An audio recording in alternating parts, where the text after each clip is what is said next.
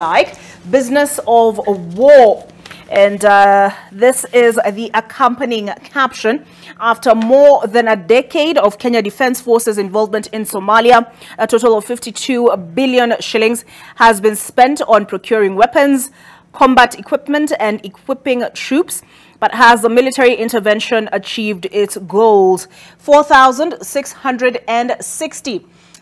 Kenya formally deployed some 4,660 troops to Somalia in October 2011 following incessant attacks and abductions of civilians by Al-Shabaab militants on its territory.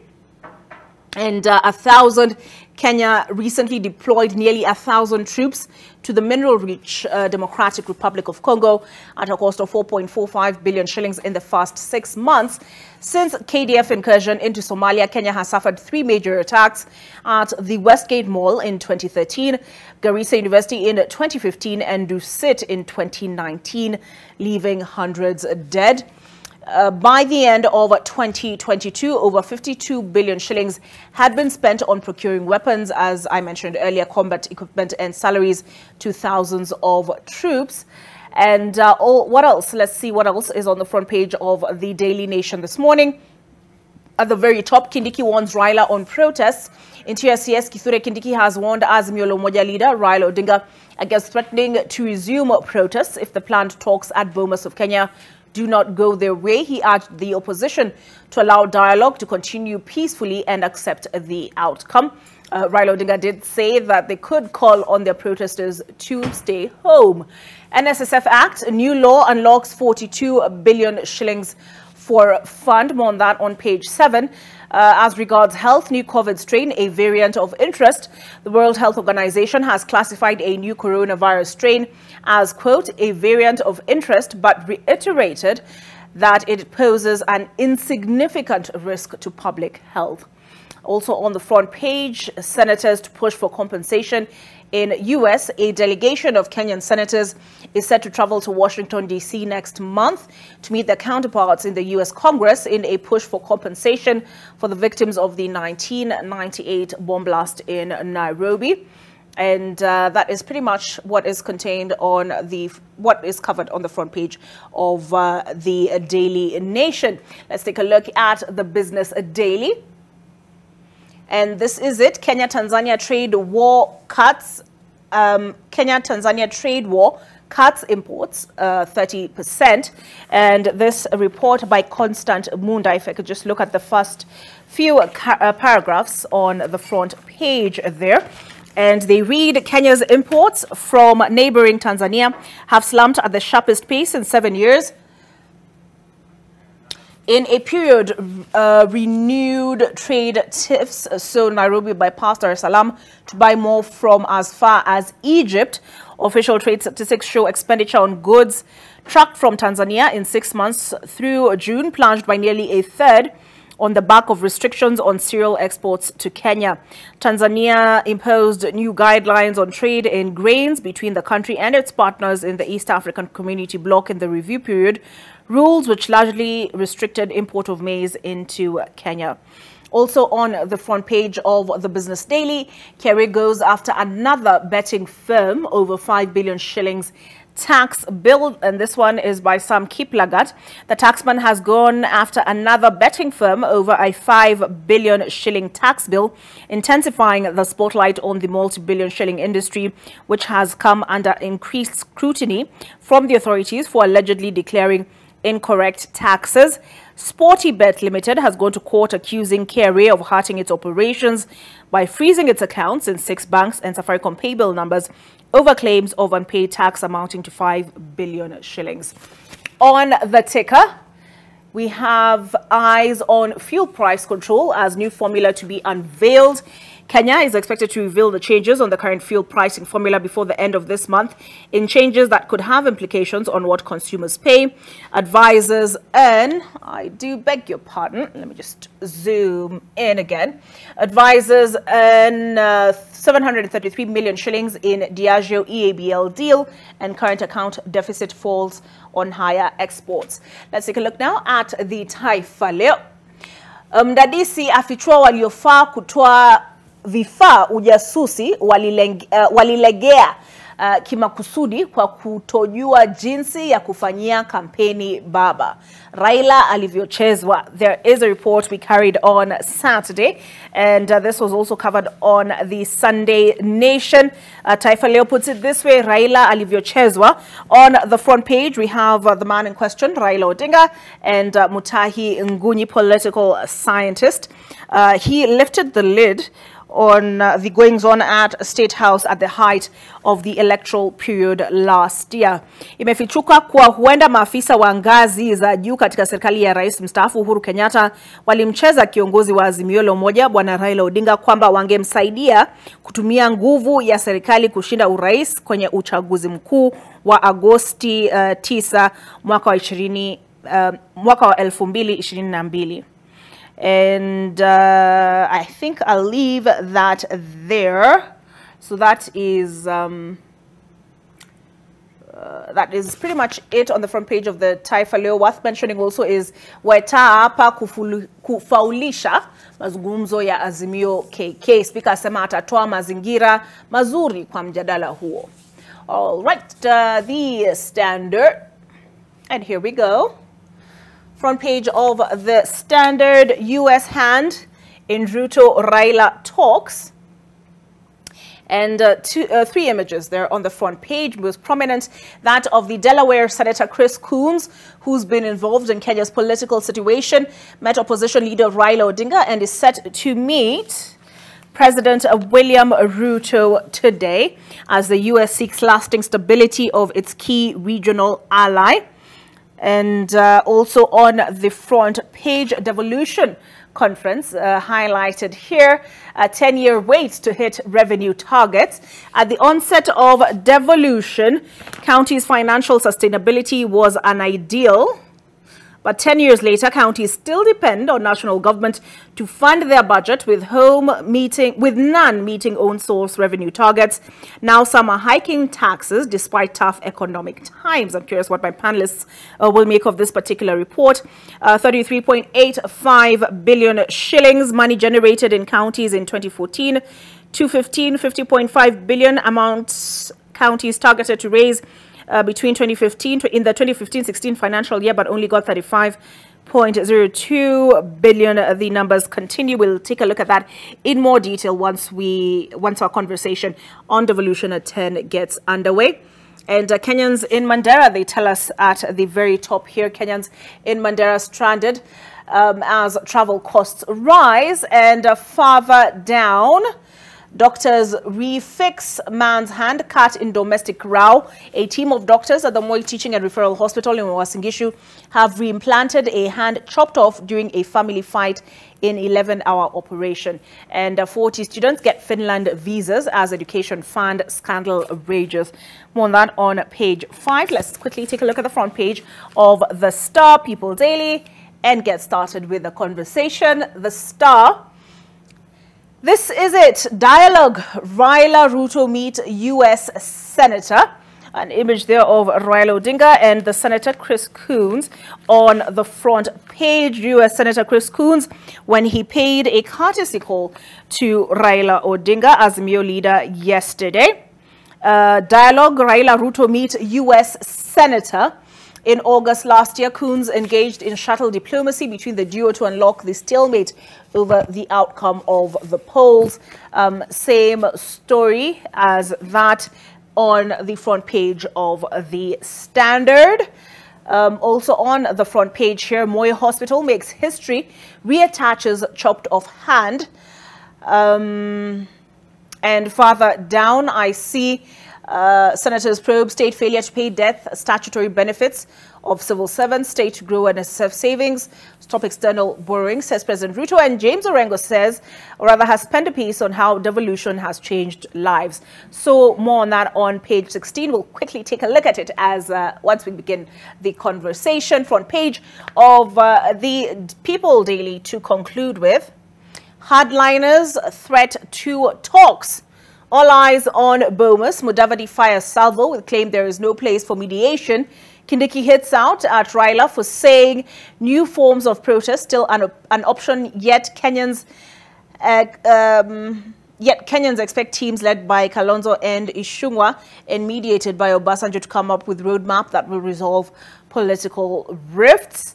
Also on the front page here of the People Daily. Let there be music. Learners from PCEA Kagema present a choral verse during day 3 of the 95th Kenya Music Festivals hosted at the Dedan Kimathi University of Technology in Nyeri County. The class is a special composition of an English verse on theme countering violent extremism and is a category for primary school. The theme for the ongoing national festival is nurturing talent for innovation and national development. Danger lurks in snake bites and hospitals with no drugs. So I think I've pretty much covered everything. State clarifies on varsity fees. Okay, and students showcase talent in championships. I imagine that references the secondary school games, but that is how the front pages of all the dailies in my possession, all the national ones in any case, look like. Again, let me remind you who we have in studio this morning as we get our conversation now moving. And in studio we have Josiah Thiriku, Speaker, Embu County Assembly, Chair, County Speakers Caucus, Karibu Sana. Dinji Kiragu, Chair, Intergovernmental Relations Technical Committee, and Gishira Kibara, Constitutional Lawyer and Governance Specialist. I'll start with good Speaker. This is the second time you're serving as Speaker, Embu County Assembly.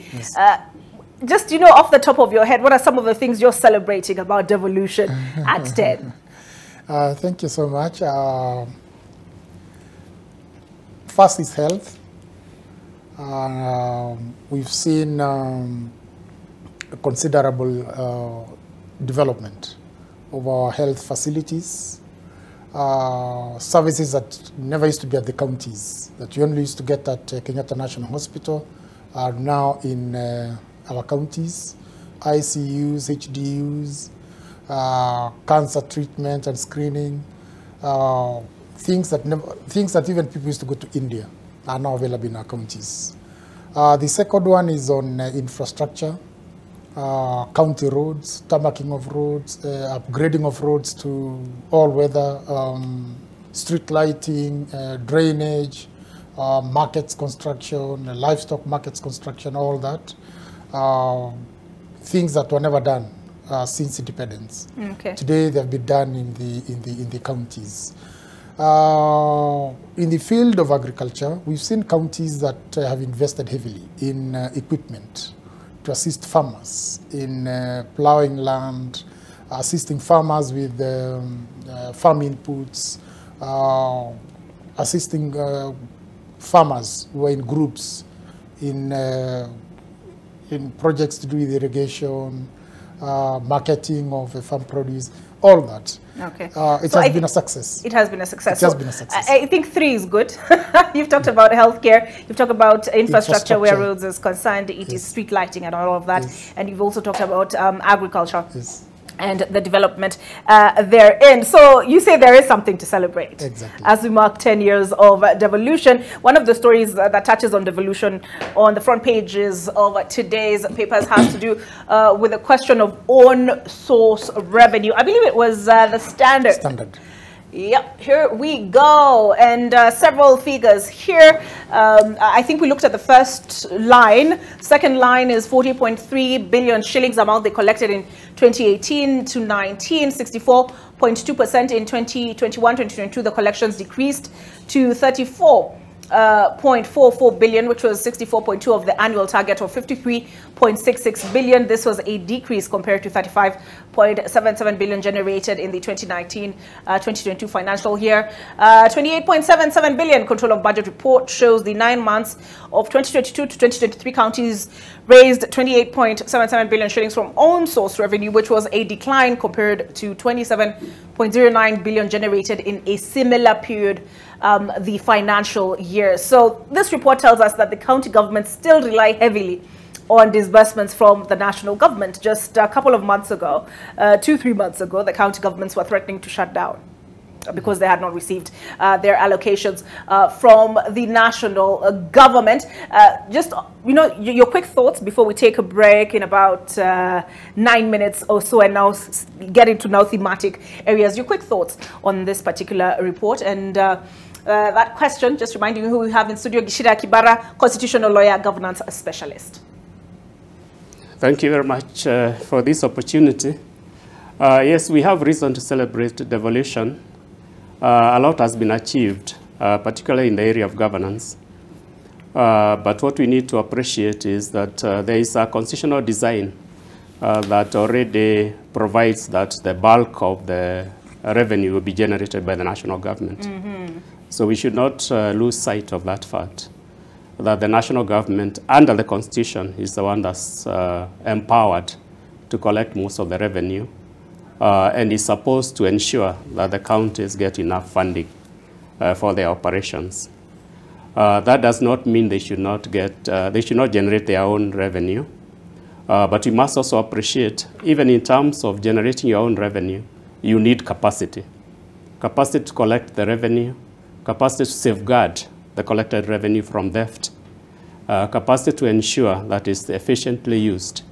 And these are the challenges that are not just for devolved governments, but also for national government, in the sense that if you look at the Constitution, the responsibility of building capacity is expressly placed on the national government to ensure that counties have enough capacity to perform their functions.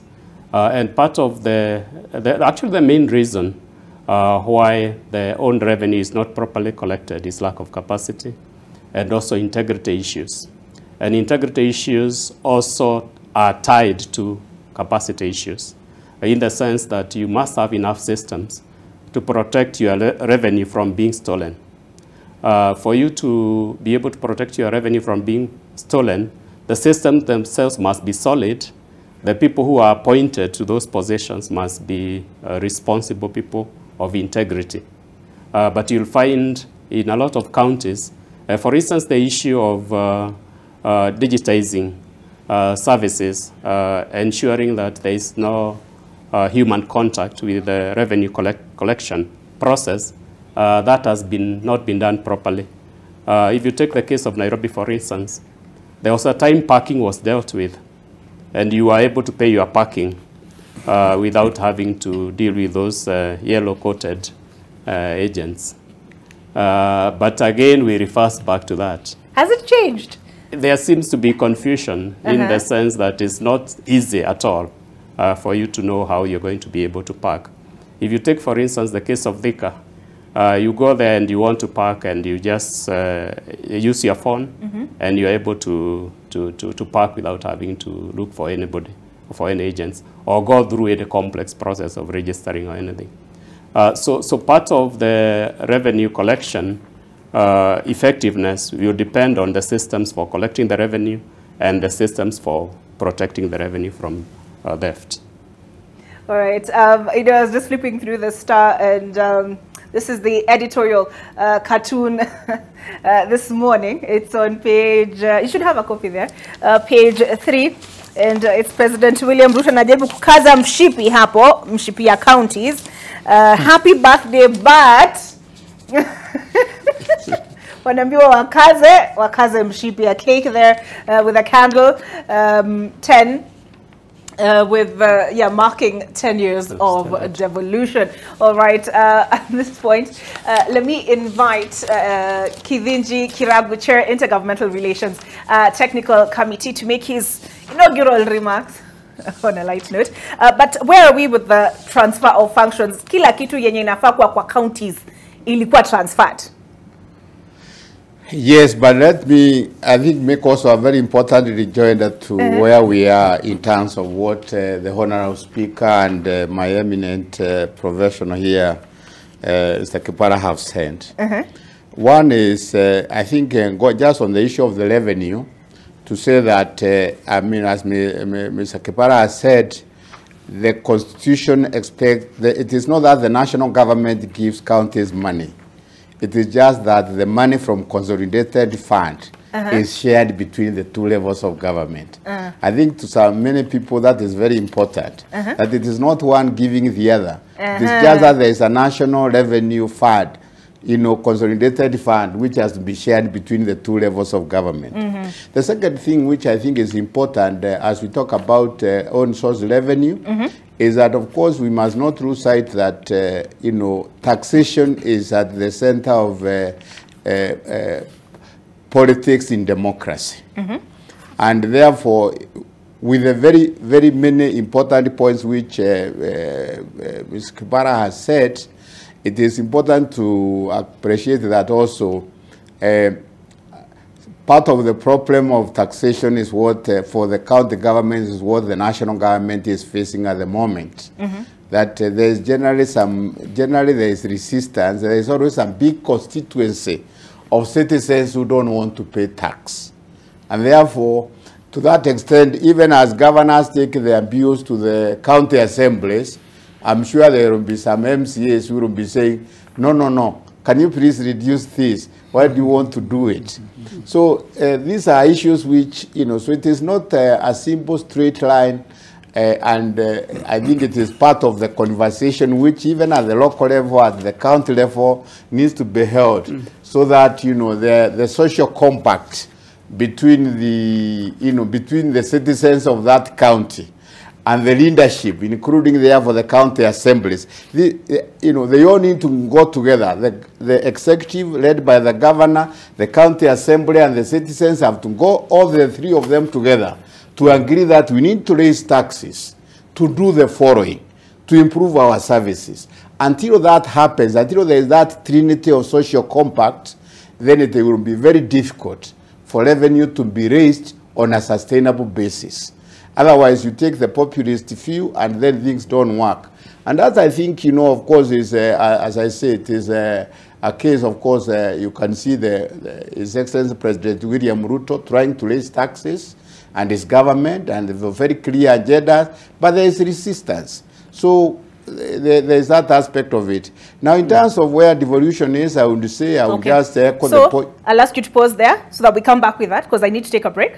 Okay. But I will come back. We will come back with that. But now I want to turn on the heat a little bit. County assemblies. Unakumbuka kulikuwa napunguza mzigo. There are Kenyans who take the view that county assemblies are bloated. I have asked them, have they seen the benefits of these county assemblies? There has been a clamor for increasing their pay. There are those questions around benchmarking trips. We will come back with that with the Assembly Speaker, Embu County. And speaking of the consolidated fund and what is owed to counties and all of that. Kithinji, good sir, has there been a deliberate attempt to frustrate county governments by keeping them indebted to the national government? We come back with all of that on the other side of this break.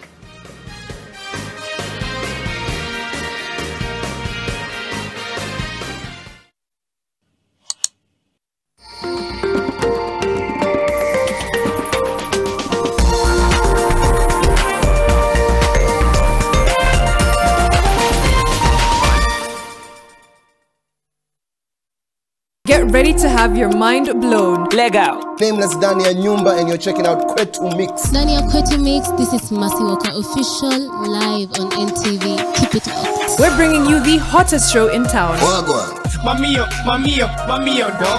From exclusive interviews with the biggest names in the game. Kitu kikubwa ambacho nimejifunza kuhusu maisha ya ndoa, kwanza lazima itoke ndani. It has to come from within. Oh, yeah. To a DJ set that will knock your socks off. Watch a party endelee. Kwetu Mix NTV. Monday mpaka Friday. Let's go. Come on. And snippets from your favorite live performances. Don't miss out on the fun. Tune into Kwetu Mix every weekday from 5 to 6 p.m. only on NTV. Sitapungukiwa, ujasiri ninao, yeye ni ngao, akiwa nahodha kwenye chombo ni salama, ameahidi ataniongoza nyakati zote, nikiwa na yeye Mwokozi mimi ni salama. To get Bwana ni Mchungaji, dial star 812 star 800 hash. Skiza na Nation. Are you ready for the biggest event of the year? The Council of Governors and its partners present the Devolution Conference 2023, happening from 15th to 19th August in Eldoret, Uasin Gishu County. This year's theme is 10 Years of Devolution, the Present and the Future, and the sub-theme, Driving Transformation from the Local Level, County Governments as the Center of Economic Development. Over the years, we've brought together local and international delegates to discuss best practices and strategies to foster improved service delivery in devolved sectors and further drive change in sub-national governments. Don't miss the prestigious Devolution Warrior Awards, honoring individuals and institutions that champion and defend devolution in Kenya. This event will be officially opened by His Excellency Dr. William Ruto on the 16th of August 2023. The conference will be live on NTV. To participate, register today on conference.cog.go.ke.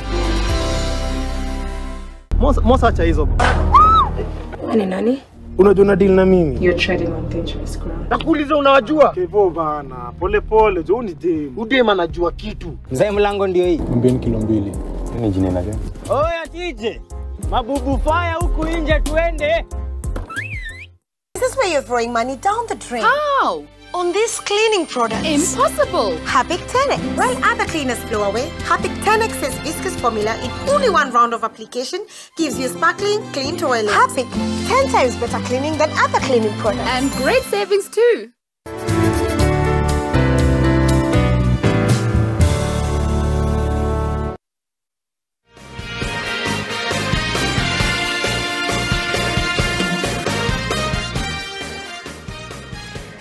Thank you for staying with us on AM Live, and this is what we're discussing this morning, a decade of devolution. What is there to celebrate? What requires course correcting? And with me in studio, we have Gishira Kibara, constitutional lawyer and governance specialist, Kithenji Kiragu, chair, Intergovernmental Relations Committee, and Josiah Thiriku, Speaker, Embu County Assembly Chair, County Speakers Caucus. Chair, just before we took the break, were we interrogating the issue of where we are 10 years on? I believe I cut you short. Yes, no, yeah, correct. First, just to echo the point made, I mean, in terms of many, I think my two colleagues have made a very, very important points. I think Mr. Kebara did point out how we have done well on the governance area. And the point is that, as the Constitution intended, we have 47 governments in the counties elected by people, with the people's representatives. And there is not much argument about it.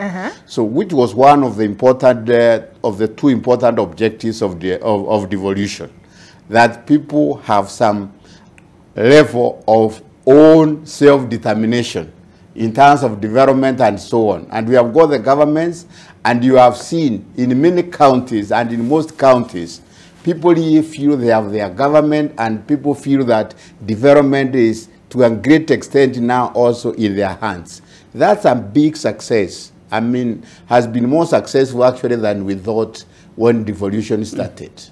Then on the second one, in terms of service delivery, which is the other side of devolution, I think it is true that in spite of all the noise about what is going wrong with the county governments, when you look at it, we were not transforming, we were not coming from heaven, going to another heaven.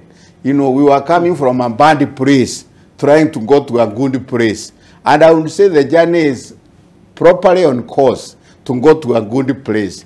There are many issues, there are many challenges, but on the whole, in the area of service delivery, there is a lot of improvement. In many counties, you know, people are really excited about what devolution has delivered to their communities in terms of development. And literally, even in the ones of places where governance has been bad, they still have a lot of things to celebrate about devolution. It's a long journey. It has not reached where we want it to be, but we are on track to do well in devolution. We are on track. There's a question of functions. All functions that were meant to be transferred have been transferred. I've said, you know, we are on track because, for example, at law, everything has been moved. You know, the constitution moved things, okay? And when the devolution started, many things started being done. I mean, that's why the county governments have got money and why they are doing all those other things. But on the other hand, there are many things which we talk about. There are functions which are still with the national government. And, you know, fortunately, we are in that place now where His Excellency President William Ruto did on his inauguration last year, committed to the transfer of all those functions to the county governments. And under his direction, with all state governments, with all state departments and county governments' participation, we are now in a place where we know what we really remains to be moved to the county governments, and the extent of the magnitude of the monies which need to go to the county government to support those additional services. We are in that kind of good place at the moment. Yes. All right, Speaker. Healthcare, agriculture, some of the functions devolved to the county governments, but there is the argument that you know, policy is what is supposed to be happening at the national government level. And so there has been the argument that the bulk of the budgets to do with health, to do with agriculture, etc., should be at the county level. Has that been realized? No, that has not been realized. And it's an issue. It's an issue we've been raising. And this comes from the formula. The formula that has always been applied when CRA and Parliament is passing the Division of Revenue Bill. Article, I think 202 of the Constitution gives a caveat on the figures that can be devolved to the counties. And it says that not less than 15% of the local revenue should be devolved. And the catch here is that it says of the last audited accounts and approved by the National Assembly. Now, when you look at that formula on the amounts of money available for the county governments, you'll realize that it can only be a specific percentage. For instance, this year, this financial year, counties are going to receive 385 billion. When you look at the national government budget, it's around 3.8 billion. That tells you, 3.8 trillion, sorry. That tells you counties will be getting around 10%, around 10% of the national budget. Now, if we were to make an argument, the argument would be to change that formula from the one that requires us to get at least 15% of the last audited, of the revenue collected, of the last audited accounts and approved by the National Assembly, to something like a percentage. Actually, what I would be putting across to all the governors and COG and the County Assemblies Forum is that we should clamor for an amendment to the Constitution to change that particular act to maybe 15% of the current financial year's budget. Therefore, that would mean, for instance, this year, if that was in place, counties would have received around 555 billion. 555 billion would mean that some of the functions that are still being performed by the national government under Article 186 of the Constitution, the one on concurrent jurisdiction, which is largely, again, health and agriculture, would purely be devolved to the counties. Why would national government, for instance, be putting up a dispensary in a county government? Why would the national government, for instance, be renovating a hospital in a county government? That should be the role purely of the county government. But since there is a limit as to the amount of monies that can be devolved at any given financial year, then you still find the national government holding on to so many resources that should have otherwise been devolved. Is it? You know, it's a minimum limit, right? Yes. It can be more, the allocation, correct? Maybe we need to appreciate that the failure to give the money to the counties that they are supposed to get is not because of the constitutional limitation. Because the Constitution only sets a lower limit. It doesn't set the upper limit. The problem came initially at the time of transferring functions because we adopted what's called a Big Bang approach. For political expediency, all the functions were transferred to the counties immediately after elections, rather than following the formula that was in the Constitution, which was that functions would be transferred to the counties on what was called an asymmetrical method, meaning that functions were to be transferred to the counties according to their preparedness to assume those functions. But the summit met immediately after elections, and they resolved that all the functions would be transferred at one go and without looking at capacities of the various counties. So what did that do? What that did was that national government was quite suspicious of the capacity of the counties to carry out many of these functions. The counties themselves at that stage were not prepared in a number of areas to execute those functions. But because now, instead of following the constitutional requirement that funding will follow the functions, it became now a political expediency that you take all the functions immediately, which counties were very happy to do, and then I'll give you money as it becomes available or something along that line.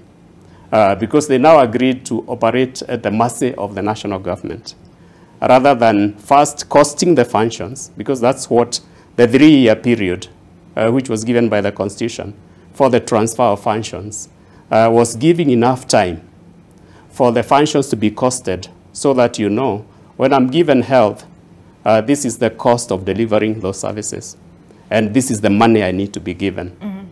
So it shouldn't be even an issue of what percentage the national government will give to the counties. It should be an issue of how much do counties need in order to effectively carry out the functions that have been transferred to them from the national government. The only way you can be able to ascertain that amount is first to have costed the delivery of those functions. So that you say, to provide primary health, for instance, this is the amount that, to promote primary health, this is the amount that's required annually. And that must go to the counties. If that formula had been followed, there wouldn't be this back and forth, where you find even national government arguing that, I think in the earlier years, it argued it was giving around 20 to 30% yes. Of the amount that was even exceeding the minimum, because yes. counties were talking about the minimum, rather than talking about the money yes. required to deliver those services. Yeah. So I would rather the discussion changed to that funding will follow functions. So you give me every amount that is required for delivering that function, whether it will amount to 80% of the budget to the counties, if they have those services that they need to deliver. So the question should be, how much responsibility have the counties been given? And then, have they been given the money to carry out those responsibilities? Right. But you find the debate has been turned, because of political interest, to can we give you 45%, can we give you 30%, rather than what functions have come to you, how much does it cost to deliver those functions? So that should be where we should be starting. Okay. I know Mheshimiwa Kithinji Kiragu, Chair, let me just call him Chairman, takes issue with the give, and you're taking the view this is the money is due to the counties. But is one of the proposals that has to start having these conversations. I think you have introduced a very smart perspective. Is it time for us to see what is working and what is not working? Yes. And I will say we are just there. We have 10 years of experience. We need to go on a serious conversation about what is working, what is not working. And I say that because even as, for example, Dr. Kepara here, who has been in the game for all these years in terms of the politics and the governance of it, says, actually, for example, the issue of transfer of functions and resources is much more complicated.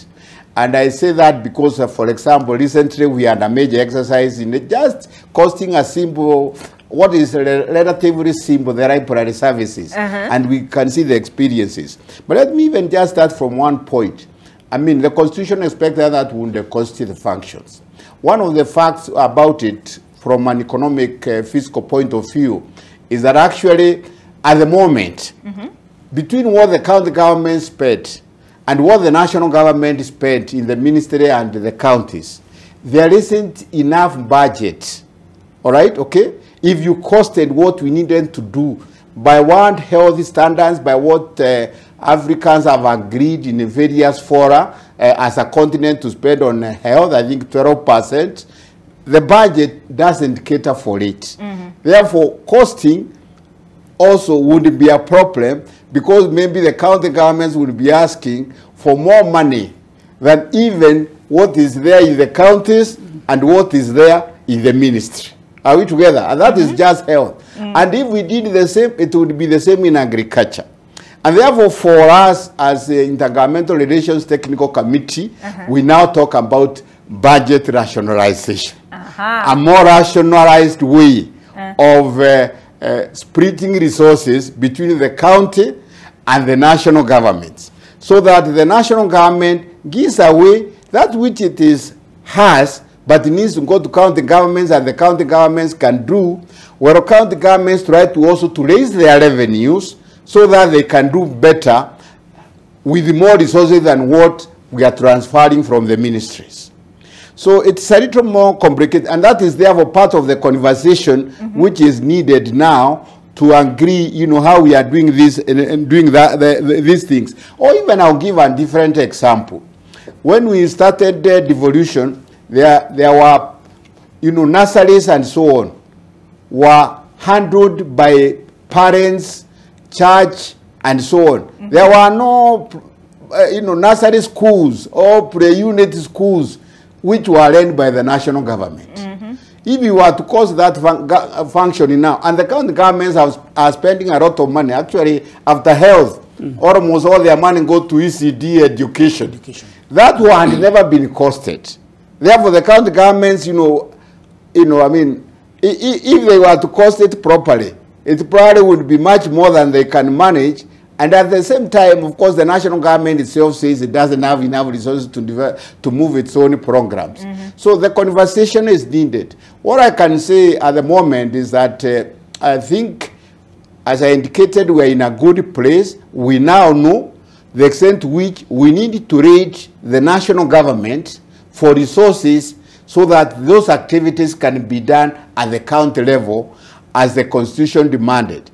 But even after you have moved those resources, they will not be sufficient to fund services at what we would call the standard for getting us to transform the sectors and so forth. Therefore, the county governments need to do better in their own source revenue generation, while at the same getting a little more resources from the national government. Yes, may I add to that? I totally agree with what the chair is saying, that the issue of development is a complex issue all over the world. Yes. There is nowhere, for instance, where government has enough resources to deliver the services the citizens demand. But what was expected in terms of the devolution is that we would improve the way we delivered services. Improve doesn't mean you become perfect. It doesn't mean you get to optimal level. It means that it was the responsibility of the national government in particular to set what are called sector standards. You know, sector standards that are based on both international practice, but also on the practical realities of the country.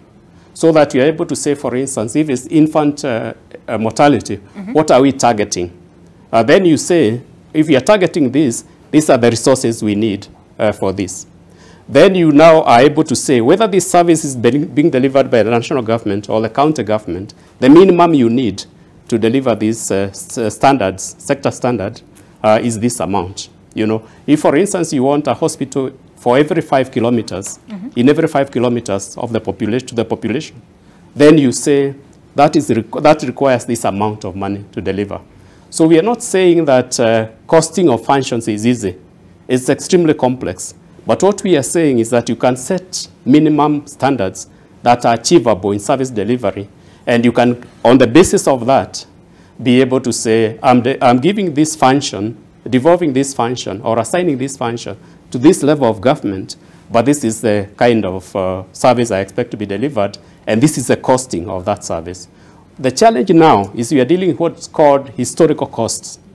When you're dealing with historical costs, the way services were delivered before county governments came in. You know, so you are transferring that cost, whether it involved wastage, whether it involved corruption, and you are saying that that is the cost for delivering that service. So what are the chances of improvement of delivery of that services in terms of efficiency, in terms of effectiveness? You may find there is no chance. You know.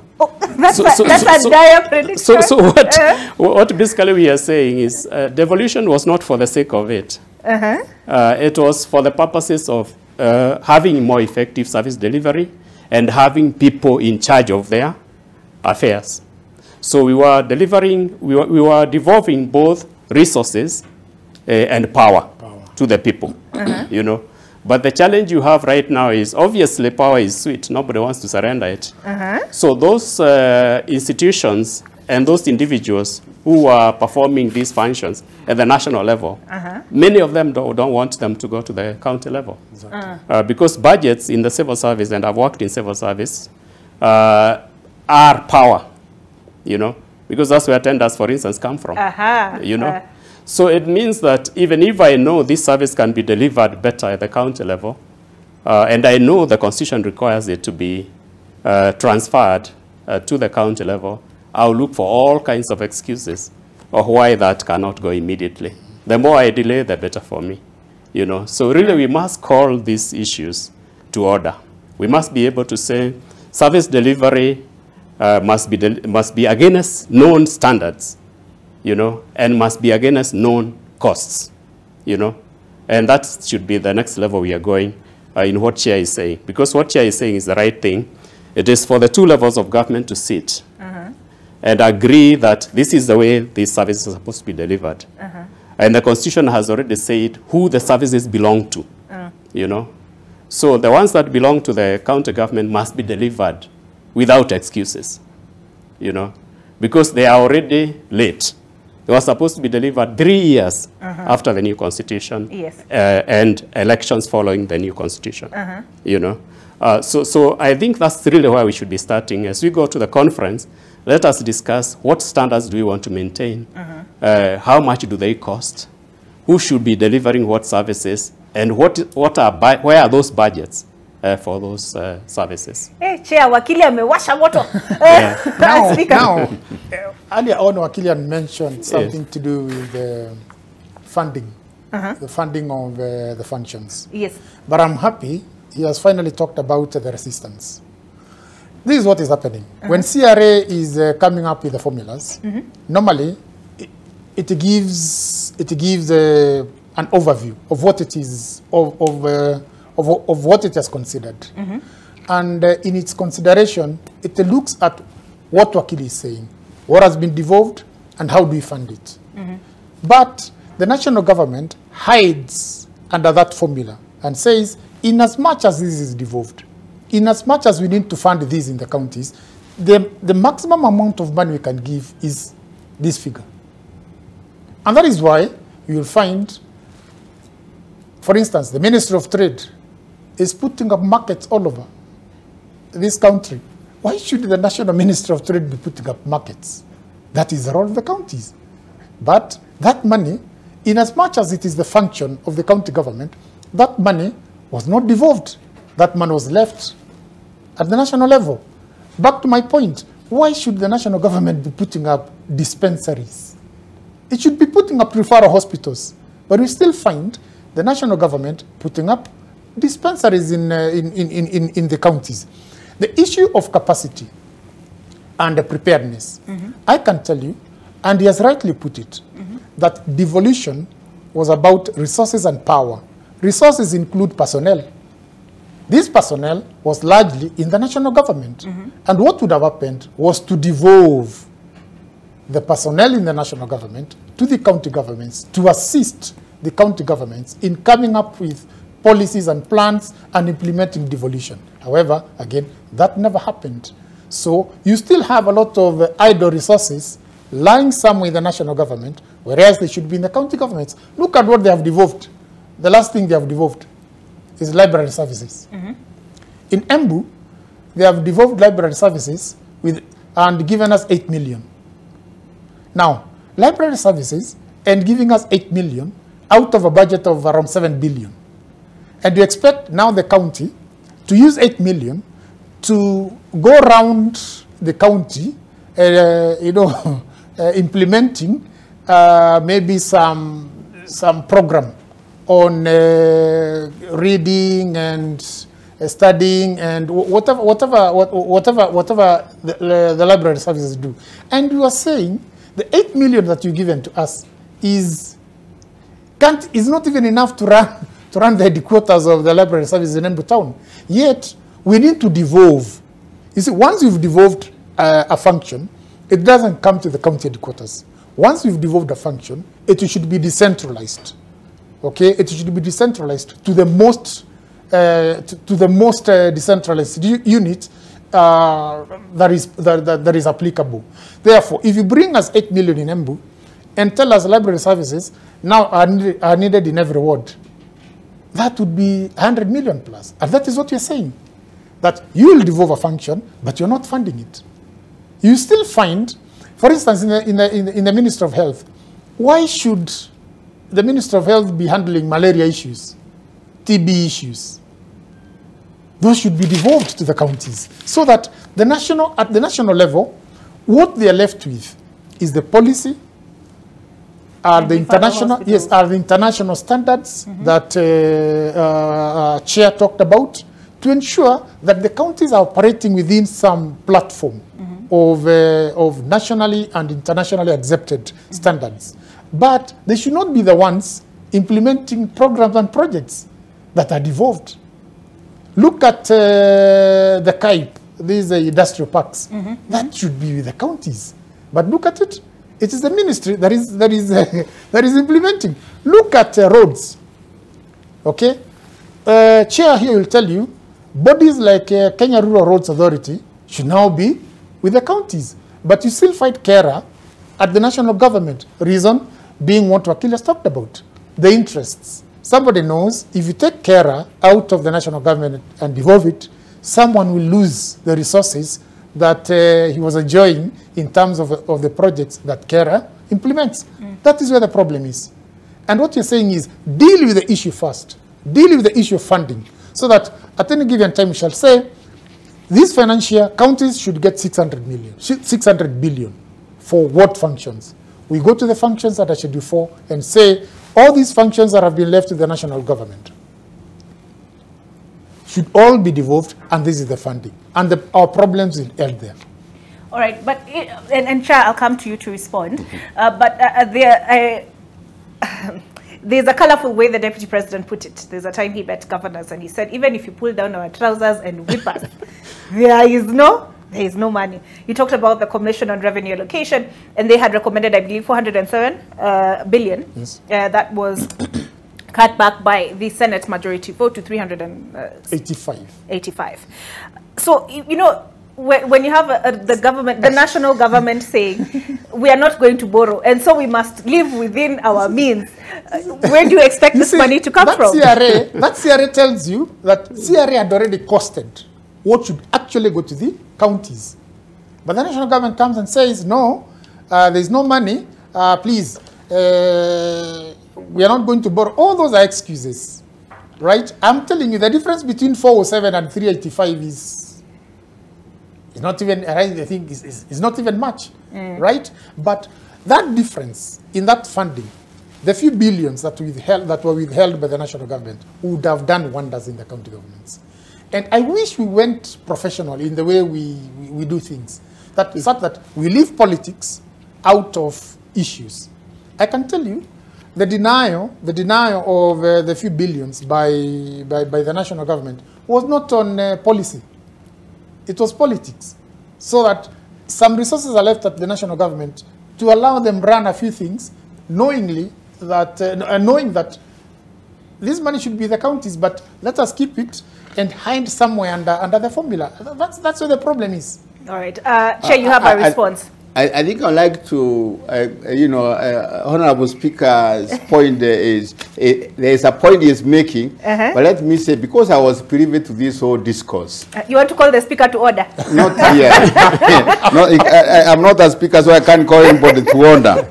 But let me say, actually, I mean, let's take the case of industrial park. I think part of the problem is the fact that the national government is genuinely, in parts of it, worried whether the county governments are up to it in terms at the moment. The president did say that. He yes, did. Part of their anxiety is whether the county governments are up to it to do the things which, for example, therefore the bottom-up economic transformation agenda targets are, which goes back to what Dr. Kepara said.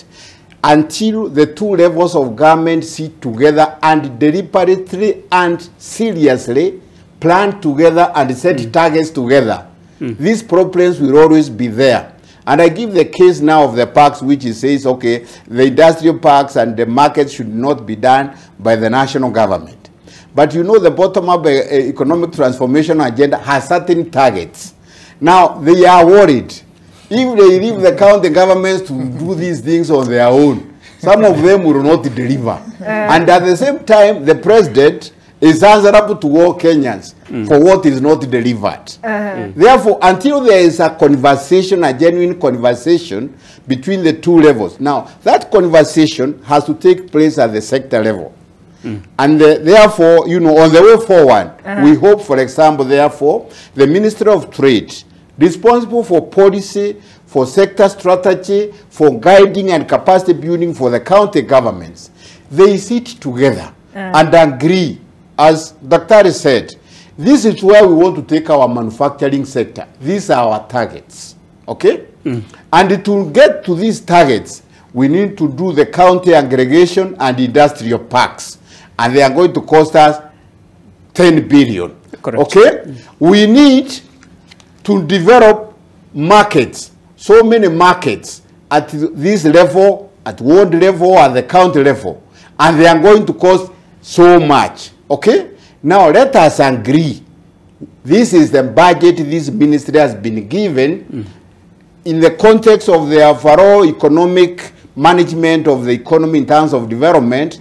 This is that the much money at the moment we think needs to go to the sector, to the trade and investment sector. And having agreed that and all the things that need to be done, and when everybody has agreed that these are the capacities in the county governments, this is what we are going to do, okay?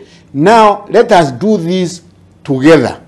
And this is what we are going to be doing as the national governments. These are the standards which you have to follow to achieve it. And it's a conversation and it is agreed. Then at that level, the national government can be comfortable to say, let us leave it to the county governments. And therefore, there is some work to be done at both technical and political level to get the conversation to be more substantial at the sector level. So that then, you know that, His Excellency the President is happy that, okay, we can leave this money to the county governments and they are going to deliver. And when they deliver, then I don't have a question to answer. If they don't deliver, the president has a question to answer to Kenyans. So that is the conversation which is required. And we need to get, therefore, the county governments and the national ministries, national state departments, to work much better together in terms of setting sector targets, agreeing what are the resources required, what are the resources available, Yes. And on that basis, what is the capacity building required in the county government for us to be sure? What is the monitoring and evaluation framework which will give us the comfort? Until we have that conversation, this problem of resource allocation between the two levels of government is going to be with us. But I think we have reached the point where we can take it to the next level in terms of overcoming the challenges we have at the moment. True. Okay. Wakili, maybe I could just clarify, add something on that. What the chair is saying is a correct position. The biggest challenge we have is that we are over-politicizing development. So that we do not actually carry policy dialogue the way it's supposed to be carried out. Because if policy dialogue was properly carried out, the counties themselves would embrace the bottom-up very well. Because bottom-up basically is empowerment of the local people, which is what devolution is about. And that's why the president has committed to devolving all the functions to the counties. But you see, what has happened is that the policy role has not been very well done at the level of doing the national policy on devolution.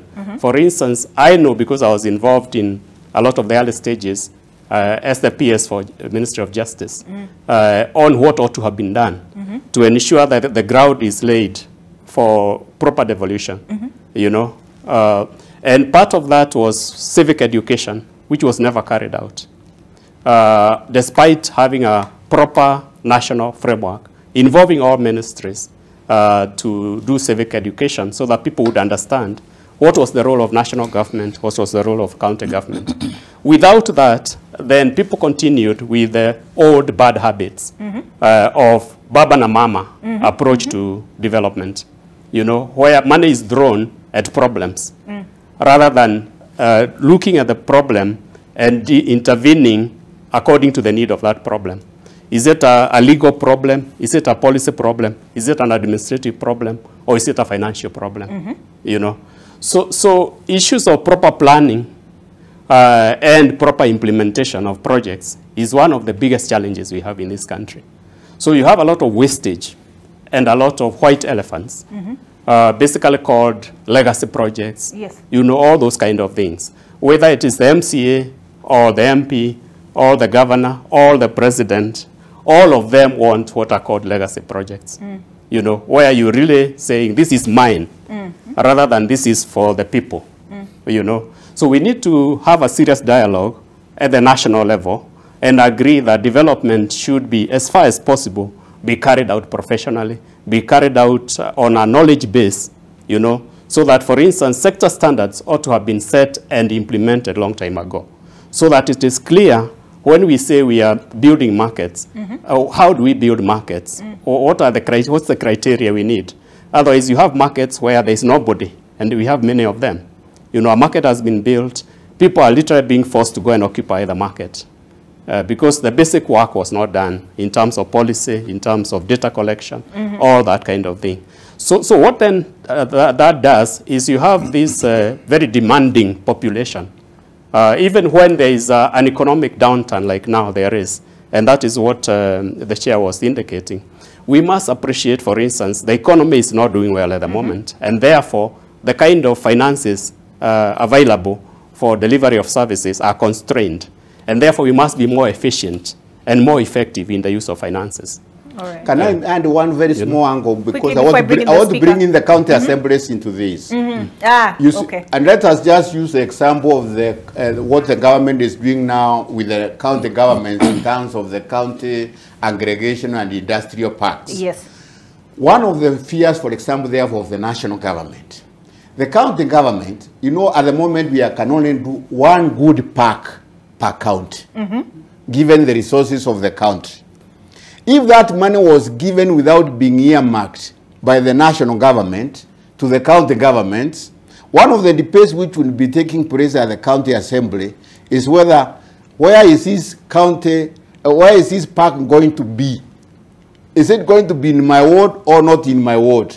And I'm not talking about where Honorable Speaker comes from, but one of the big questions would be that maybe, no, we don't want that one park, big park. we want a small park in every ward.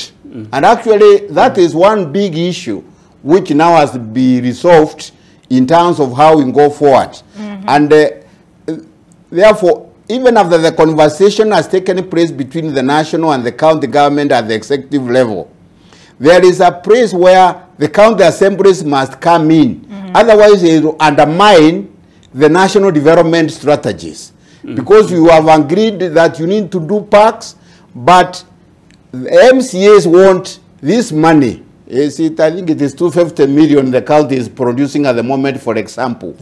The MCAs would rather have this money divided between the different wards in the county. That is a big issue. And until again we overcome that problem, the national government is going to be a bit worried for its strategic, national strategic programs. It's going to be very worried leaving it to the county governments, because at that point, they also know to an extent the governor is at the mercy of the county assemblies. And that is important also because to an extent, it is a conversation which we need to promote between the county assemblies and the executive nationally. So that, there are ways in which things can happen which are transformative.